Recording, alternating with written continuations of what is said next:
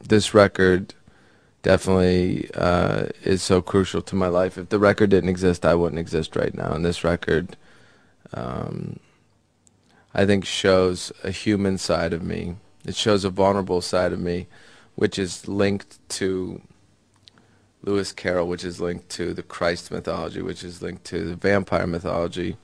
Because I think that I've shown everybody in the world, whether it was intentionally or not, that I couldn't be destroyed by as much as you wanted to attack me with Columbine, which everything else that's happened, but uh, love and women, you know, which like a vampire, stabbing through the heart is the only way to destroy me. And I think that I showed this on this record. So, but I also showed that that it's a romantic record. I left my home and rented a new home and started, essentially at the end of October, the beginning of November, trying to put everything that I was going through personally into singing. And so a lot of it, I sang a lot of the record laying down on the floor.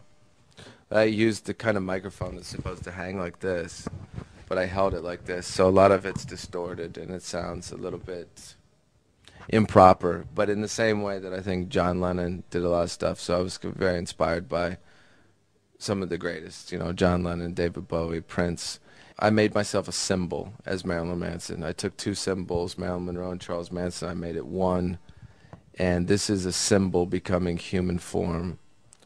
And that's probably going to be the most shocking thing for people to see about me. So if I don't have to try to be shocking on this record, but just trying to, relate to other people as a human.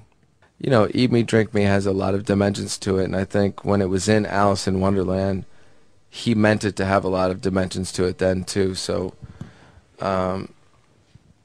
when people automatically associate with Alice in Wonderland because I'm making a film about Lewis Carroll in October, it's too simple because it's much more complex than that, because I'm much more complex than that.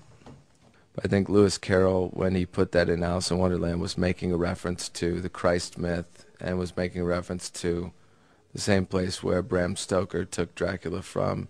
And to me, it's the most romantic gesture you can make as a human being, to offer yourself to be consumed. If I had to pick a way I want to die right now, which right now I don't want to die, but if I have to pick a way that I want to die, it would be by being eaten alive by the person that I'm in love with.